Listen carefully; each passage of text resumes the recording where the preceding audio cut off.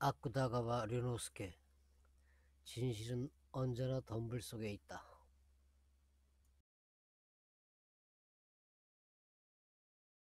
아쿠타가와 류노스케는 일본 근대문학을 대표하는 단편의 거장이며 짧은 생 동안 인간의 어둠과 진실의 불확실성을 가장 예리하게 포착한 작가다.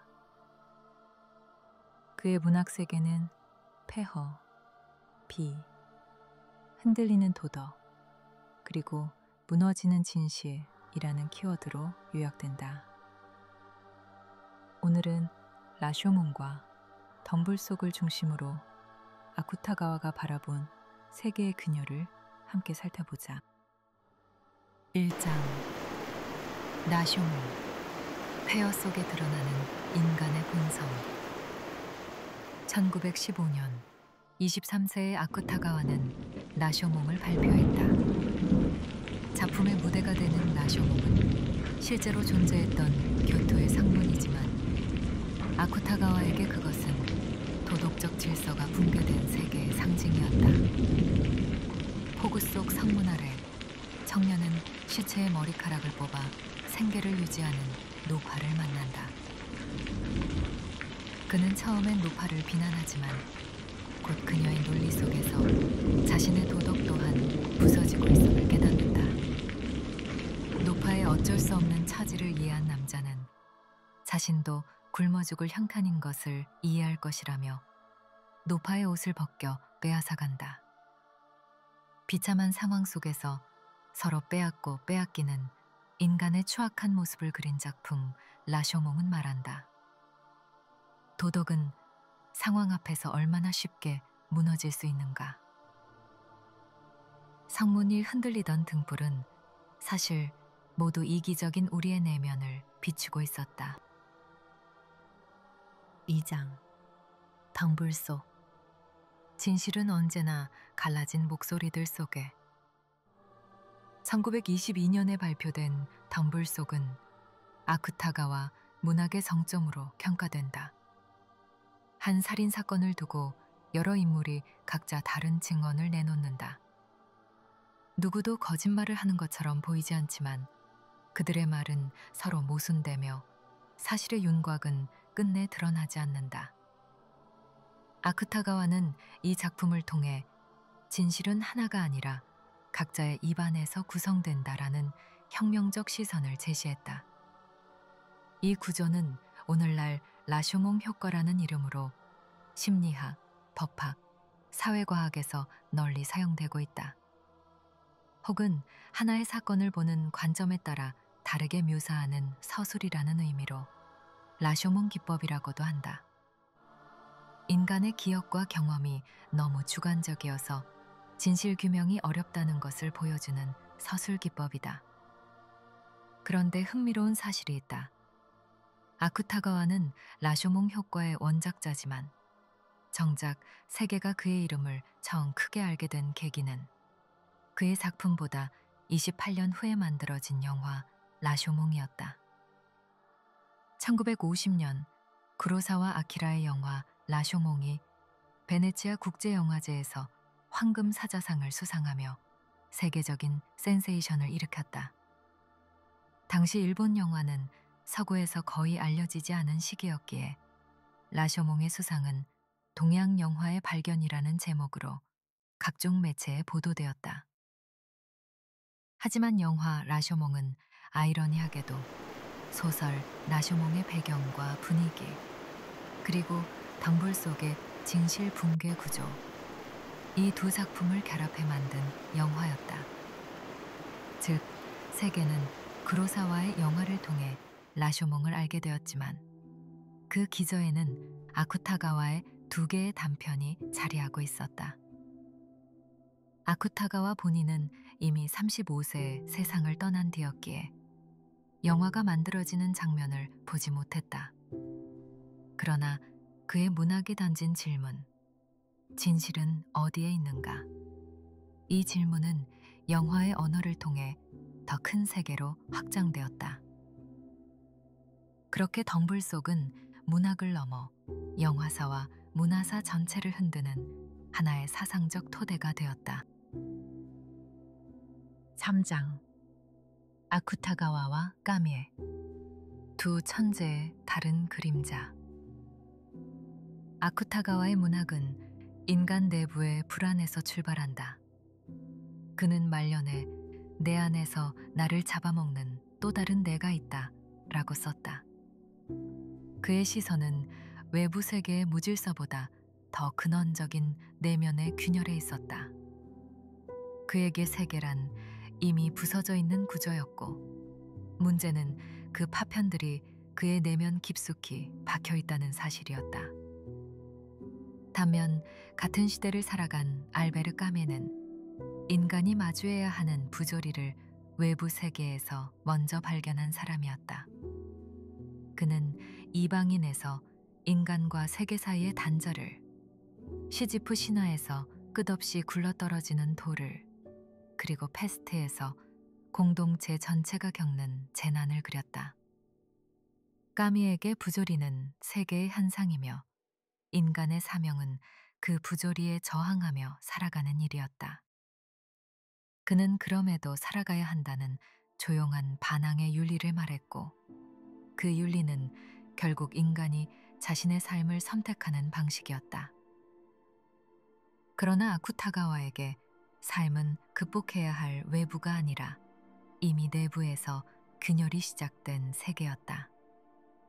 그는 어느 순간부터 외부의 폭력보다 자기 정신이 만들어내는 빛의 과도함을 더 견디기 어려워했다. 그의 문학은 세계를 민감하게 관찰하는 능력이었지만, 동시에 그 민감성은 그를 점점 더 깊은 심리적 골짜기로 몰아넣었다. 까미가 세계와 대결하는 인간이었다면, 아쿠타가와는 자기 자신과 대결하는 인간이었다. 까미는 부조리에 상처받고도 그 세계에 조금 더 머무를 방법을 모색했다. 아쿠타가와는 예술이라는 가장 정교한 도구로 자신을 지탱하려 했지만, 그 도구가 너무 예민했기에 오히려 그를 더 깊은 균열로 끌어당겼다. 까미의 인간은 부조리와 싸우면서도 결국 행동으로 귀결된다.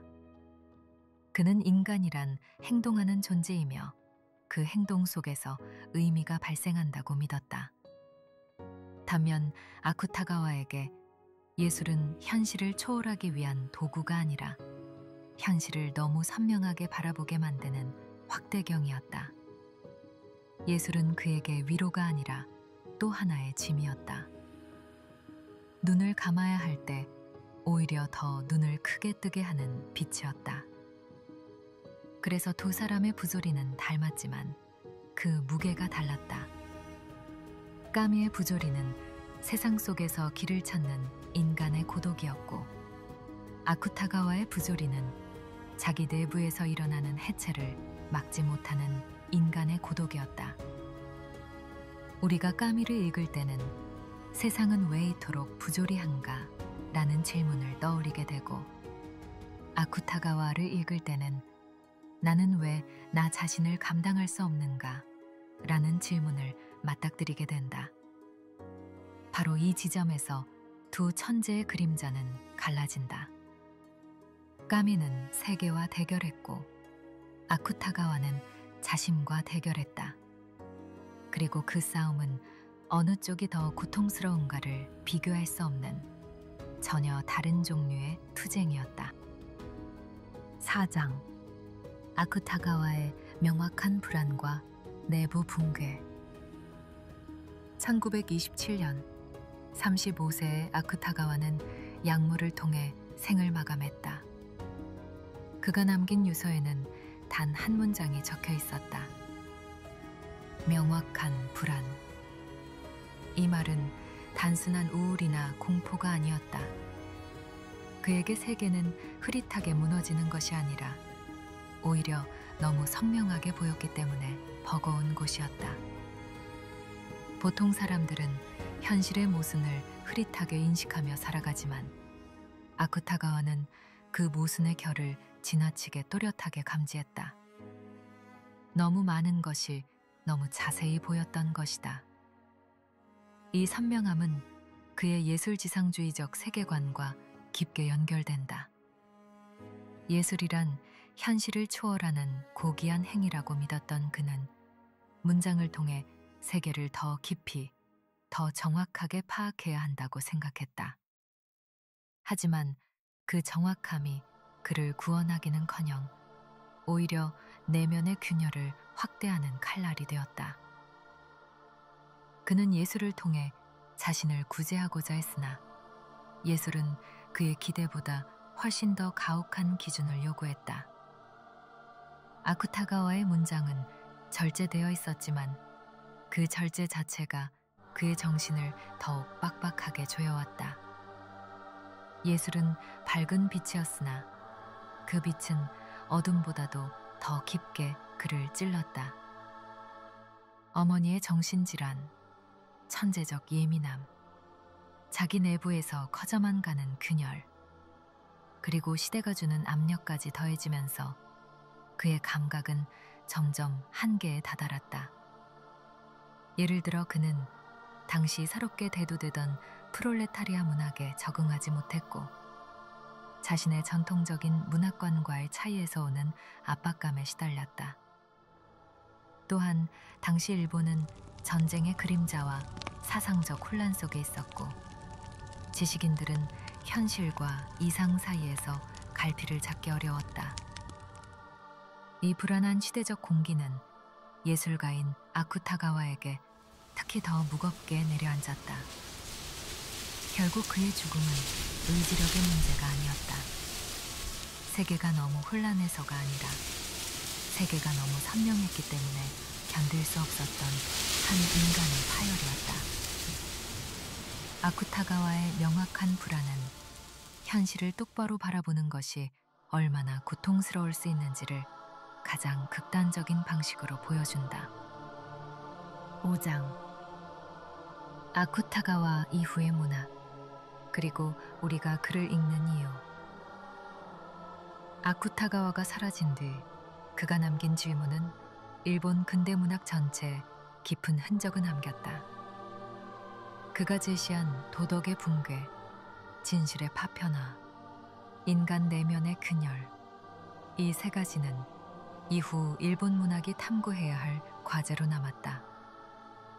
그의 작품은 여편 소설이라 불릴 만큼 대부분 짤막했지만 그것은 현대성의 본질을 묻는 하나의 좌표가 된다.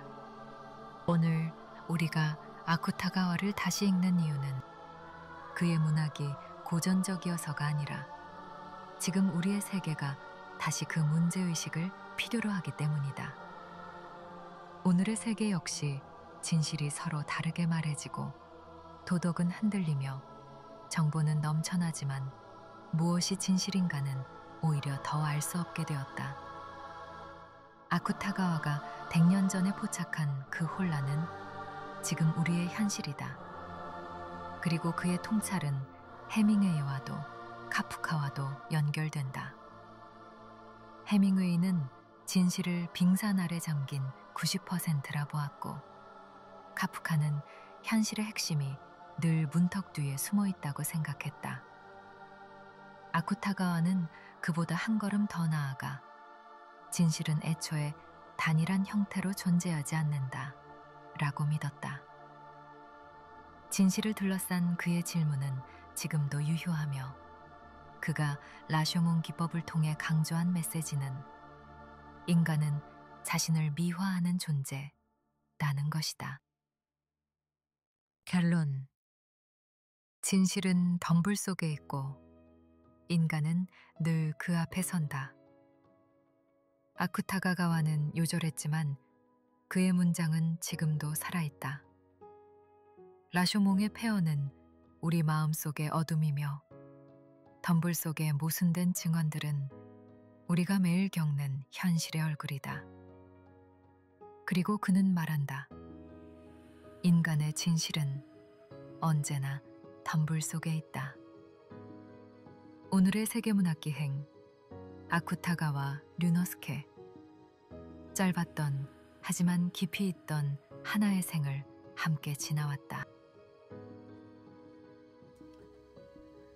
오늘도 바가본도의 지구촌 문학여행이었습니다.